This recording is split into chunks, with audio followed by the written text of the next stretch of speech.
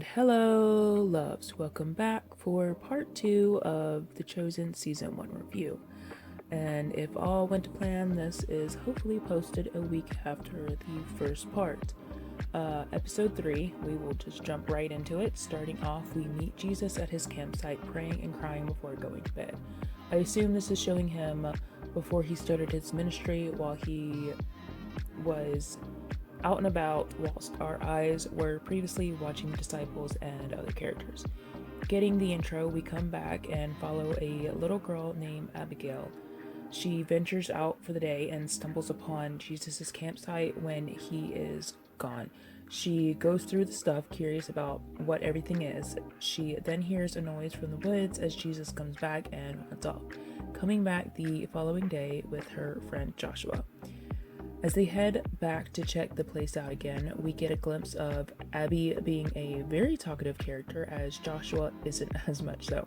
He's a bit more nervous while Abby is curious above all else, even making the smart move as to purposely bring her friend to have more courage to try to talk to Jesus. Maybe let's not go and meet strangers though, especially nowadays, but hey, at least our girl is smart enough not to go by herself, so I have to give her some props there. I do have to say, I got Oliver the book they did from this episode, and he adores it. The art and the story were so wholesome and definitely inspire me to try to do a kid's book of my own maybe someday. The kids' books that they have, the art is just so precious. Like I said, it's basically a rundown of the episode, but some down for kids. If you have any kids of your own or in your life, it makes a wonderful gift. I think they even did a second kids book, if I'm not mistaken, like I said earlier, so I'll have to take a look at that one as well. With Christmas even coming up, I would definitely suggest getting the series and or the books for a family, because they even have a novelized version for people who aren't into kids books, maybe a little bit older, or just want to read a novel. Just check out the Chosen store. But back to it, Jesus is blessing his food. He takes note of the kids and tries to help them to feel safe and willing to come out. He's friendly and even warns them to be careful of not so easily going around and meeting strangers. He even mentions how it was a good idea for Abigail to bring Joshua this time, and other little clues that he knew she stopped by the day before. I love this little detail because there were many cases where Jesus was referenced being able to read others' thoughts, or heart at least, whichever you prefer to say, and able to know when someone was near, a godly power for sure. Getting friendly and opening up more, Abby begins to ask lots of questions and gets to know Jesus. Girl is not afraid to spell or ask invasive questions. I feel like I can be like this very many times, if not careful, an open book, and always wanting to get right into it. With the hard hitters, sometimes I don't have much of a filter either, so I get it, girl, I get it. Joshua, on the other hand, is a bit put off for her being so blunt and not being more mindful. The kids leave and come back the following day with even more others, 4 more to be exact, another little girl being among them that steals my heart. She is so precious and basically just a younger Abby. Jesus lets them stay but tells them that he'll be working, and if they stay, they need to lend a hand as well. He begins teaching them things, and it's so sweet. If I was a kid in this situation, man, it would be great. This even more so shows the kind character Jesus is, how much he cared for children and those so willing to learn from him. Dallas, Jonathan, and everyone really did an amazing job capturing the essence of Jesus. I know many frown upon the show and feel it's blasphemous of sorts and idolization by making Jonathan Jesus, or anyone a Jesus character. I understand the sentiment and weary. I also see the beautiful art they make. It helps many to see more what Jesus was like, and helps them to be more willing to have a relationship with him for the first time, or give him another chance entirely. Church and church culture can sometimes warp the true image of God and Jesus, so seeing others not redefined his image, but bringing the true image of him into light for others to see, it's an amazing thing to do. So thank you everyone in the making of The Chosen, and any other media that shows the true God and his message. Time goes on and we see the relationship grow between Jesus and the kids as they continue to come back and spend time with him. So much so that they begin to see him as an authority, asking him more questions and telling him their problems. One of them even comes to him about getting into a fight that got him in trouble, but he isn't sure why exactly he was the one that got in trouble. Jesus tells him how it's clear because it wasn't his place to get justice, how retaliating isn't the right way when somebody comes to harm you, even being careful not to disrespect their teachers, but helps clarify the true meaning of some of the scriptures. Like, he's trying to be there in a respectful and honorable way, while also trying to stay true to his message. And that is something we very much, as adults and just givers of the gospel and like preaching to people, one thing we have to be remembrance of, or have remembrance of, is just being respectful and loving and caring, not just to the people you're preaching to, but to the people that they hold in their lives, like the elders they hold in their lives, making sure you're not doing anything to necessarily belittle or disrespect them. Now, don't get me wrong, there's some times where you need to flip some tables, biblical reference, 100%, but there are other times where you need to be collective and respectful and honorable as much as you can. We get even more of a clue that this is his time while the main story is going on when he mentions how he was gone to help a friend. She was in great need of help, so he healed her, most definitely Mary. This brings us to the end of our time in this episode, or rolling to it, as we are caught up to the main timeline. This day with Jesus is the last for the kids, as he isn't there the next day when Abby comes. His campsite is packed up. Abby notices something left behind, as she's the only one that comes with it raining. Such a little sweet follower. She goes up to what she sees and finds a note left behind telling her that it is a gift left behind for her. He made a little playset for her and tells her how special she was, saying that he didn't come only for the wealthy, and implies that he was there to meet her. Something about the show, the little moments between Jesus and everyone, he comes across how each encounter feels so special and important. Every connection so pure and meaningful. I'm just so in love with this show. It really is like my main comfort watch. Every time I re-watch this and sometimes feel conflicted because I've seen it so many times, I'm sure I'm not the only one that gets burnt out on their favorite show, but even still, once I do start it, even if I'm feeling like, hey, I don't want to watch it, I've seen it, I know all the scenes in and outs, once it's started, especially even with this review, it's just, I don't know, it captivates me every time. Like, such a great show for real. Like, every episode just is amazing. Even this episode, it's not my favorite. I'm not saying it's a bad episode, just for me personally, it's just not my favorite. I think it's because it veers away, though I do appreciate how you do meet some of the characters later down on the road, and how it does tie in outside of the story, but like I said, even this episode not being my favorite, like, there's still scenes in it, there's still like the message in it, like, it's just so sweet and so wholesome, and I just love it. But that is it for episode 3. Into episode 4, starting off right after we left off of episode 2, like, seriously, right where we left off. Simon, my man, is out and about leading the Romans to help catch Shabbat fishermen. In his guiding, he finds a bobber. Checking it, he notices an initial, not just any initial. We find out later that it belongs to a family he knows fairly well. The first time around, I didn't know how much and how well he knew them, but as the current season shows, they are pretty close friends. The families known each other since the boys were born. Second guessing the idea of catching merchants now, he directs the boat to head a specific way, but it only traps them on a sandbar. We can tell by Simon's actions of bracing himself shortly before, it's no accident. The Romans don't know that for sure, but they really do suspect this, or at least one definitely does, so much so that he ends up cutting Simon's ear. A sweet reference to an event later down the road, Spoilers, but not technically. The book has been out for, nearly 2,000 years. Leaving him alone, of course, our dude is frazzled and ends up screaming after they do.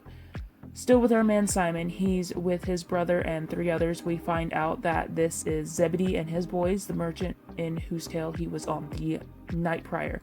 He invited them to drinks to tell them both the situation he's in and offer a solution to both of their problems, but mostly just his. He offers that they give up a catch so the Romans are satisfied. They are off Simon's tail and they can go back to fishing on Shabbat shortly after. The problem with this is that it's not as simple as giving up a small bit of fish, but money out of Zebedee's guys' pockets, which they clearly need. Why else would they be risking fishing when they aren't supposed to begin with?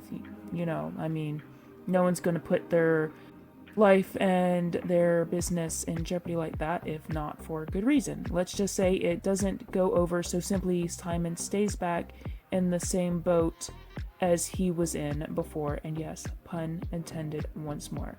With Matthew now, we follow him as he is called to Quintus, and Gaius respectfully does not come along with, which after last time I'd be wary too. But Matthew is called there for the help Quintus hinted at before.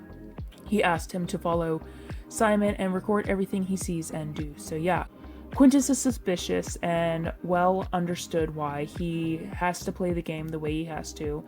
And though I'm not up with how the Romans ran things, at the same time, they did conquer what they did for a reason. So why not keep playing the game if it hadn't failed them yet? In a worldly world, you kind of have to play by worldly rules to gain anything.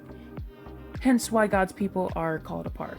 We aren't of this world or crafted then after for it, so we can't so easily play the same. But without the same calling, why wouldn't we? Without God, morals don't have the same foundation to stand on. Simply being good for the sake of being good doesn't mean much if the good you hold the standard to isn't held by anything more than because you should. Having a God to hold you accountable is a lot more of a reason than if you believe your actions mean nothing in the end to bring you any sort of value that lasts. But let's not get into that rant right now. Moving on, we see a quick glimpse of Nicodemus talking to the Pharisees as they refer to John the Baptist and his insults towards them. Son of vipers. If you know, you know. But some want to punish him for it in a severe kind of manner, which, our guy gets himself into trouble a lot, but for good reason. Nicodemus, on the other hand, tries to settle them down, and now we head back into being with Simon as he comes home. Enid and her brothers are talking about something he isn't privy to and begins to mouth about information they aren't privy to. He expects that they are upset and know about his handlings with the Romans and tries to clear it up before deflecting when realizing that that's not the case. It turns out that Enid's Ema, her mom, is sick. The brothers get mad at Simon's claims that he can't handle anything more and can't take care of his mother-in-law, but the boys too have too much on their plate. They begin to fuss about it, and Enid calms it down but tells Simon that if he doesn't want to care for her Ema, that's fine, but she's going to. They get into another fit and he begins to spill of what most of the issues are. He leaves out the deal made with the Romans and tells her simply that he's in trouble with them and might be imprisoned, and she tells him that it could be more devastating than that because they could easily choose to, off him. That is how severe the Romans were. She is rightfully upset. Headed outside, Andrew runs into Simon after his fight to tell him about something John the Baptist said. He tells him how John pointed out Jesus and spoke that he was the Son of God. If you don't know, that was kind of a big deal.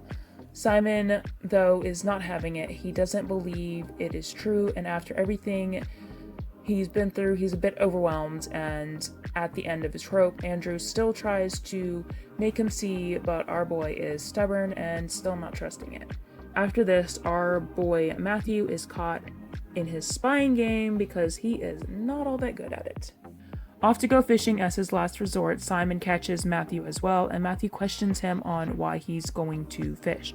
He ends up spilling that tonight is the last night Simon will be free. He either has to find the money to set his slate clean or turn in Shabbat fishermen. This is another aspect with Simon mentioning that Shabbat is in 3 days, that time is definitely moving a lot faster than it seems. Still unsure of what else to do, Simon continues to go to fish, something very pairing to his character as the real guy did the same. Not in this instance exactly, as the whole Roman deal and Shabbat fisherman Shabakal are both added, but he did head to fish after Jesus died. We many times try to take control in the only way we know how, by falling into habits, whether they are healthy or not. Nicodemus having dinner, there's a knock at the door.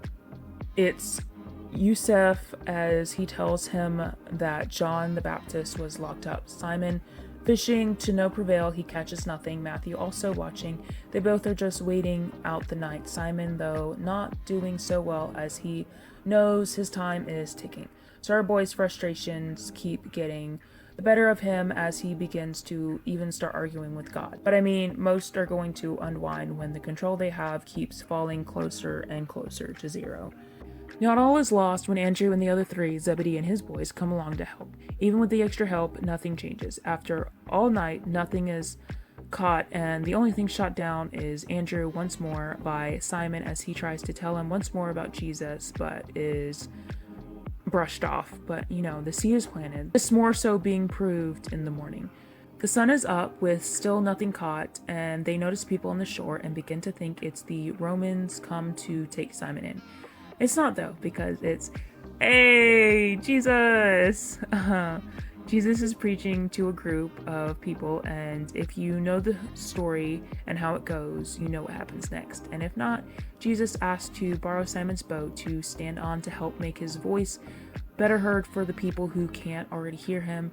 Simon lets him, and after Jesus tells them to go out a bit and cast again, Simon tries to deter him, but saying how they've been out all night with nothing to show, so he's doubtful anything will be caught. Jesus asks him once more, and he relents.